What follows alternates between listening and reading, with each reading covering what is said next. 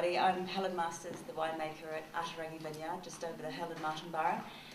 And that's all about I've got to say, so roll it, baby-o. Okay, being a winemaker and this being an Imbibe session, I thought I would talk about wine. I'm surrounded by wine every day, which changes it from a mere drink to get you through a bad Christmas party, to an emotionally charged being which causes sleepless nights and self-doubt. So I'm going to try and explain to you how I see wine, the shape of wine. New Zealand's wines are known for great aromatics, clear skies, high UV radiation, cool nights, result in unique, distinct fruit expressions. You need look no further than New Zealand Sauvignon Blanc for a great example. The aroma of wine is often a major focus of any wine description. Think cherries, maraschino cherries, more cherries, a little fruit spice, and perhaps a hint of cocoa. But it is the texture and the structure of a great wine that really sets it apart. Remember the fruit wine your grandma made often had great aromatics but failed to deliver a lasting impression on the palate. Farming of grapes is done or should be done to achieve a set goal, the final wine. Parameters of, yes, aroma, but more importantly the elements of alcohol, tannin, phenolics, acidity, and even perhaps in some wines some residual sugar. The interaction and balance of these gives texture, mouthful, length, silkiness and weight, which all come together to make what I call the shape of a wine.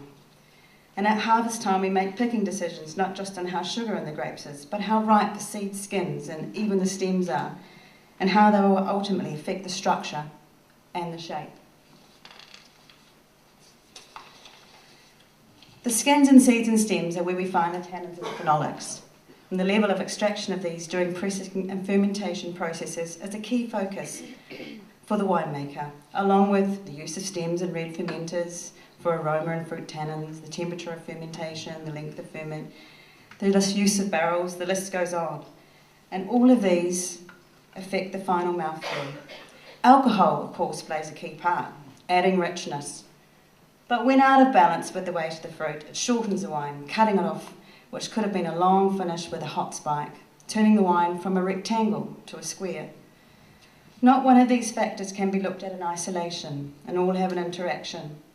High acid often making wines look more tannic, and high alcohol exacerbating the effect of acid and tannin. I think I'm going too fast.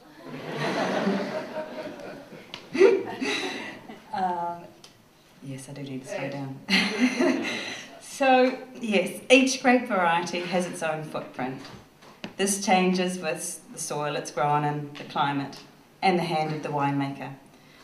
Pinot Gris, for example, grown in the hot climate of Italy, is dry and more austere, whereas grown in the wetter, cooler region of Alsace is more aromatic, often with a lush, full body.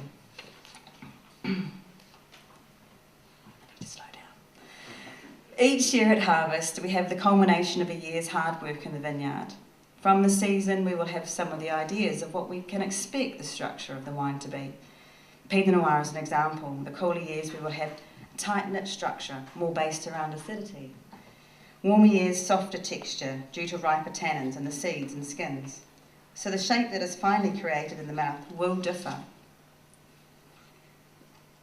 Some of the shapes I find in wine.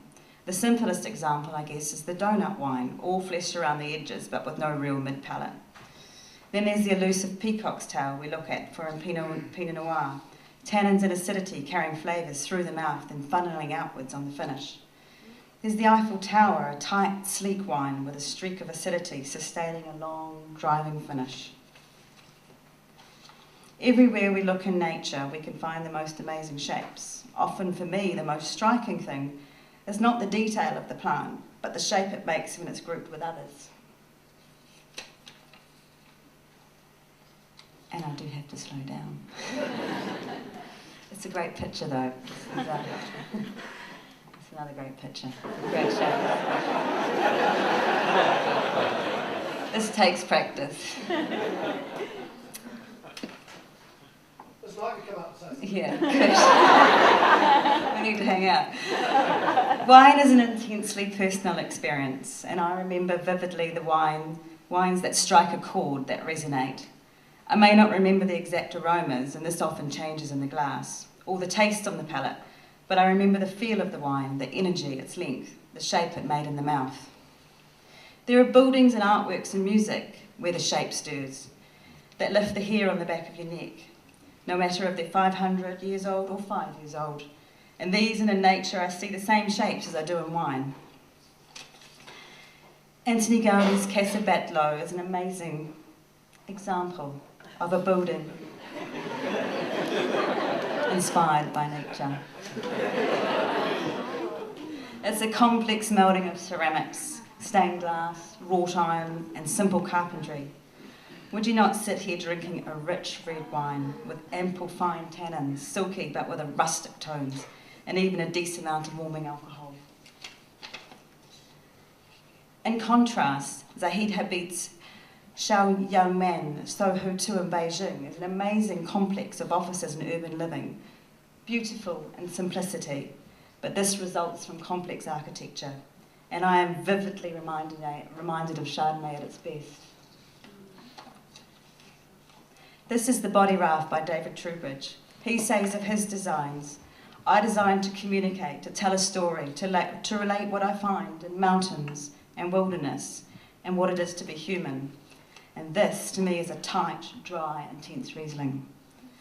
I know for sure that our time, place, technology and culture directly translate into the wine we make today. My obsession with shape doesn't stop with wine. It finds another outlet after hours, making wallpaper, but that is another story.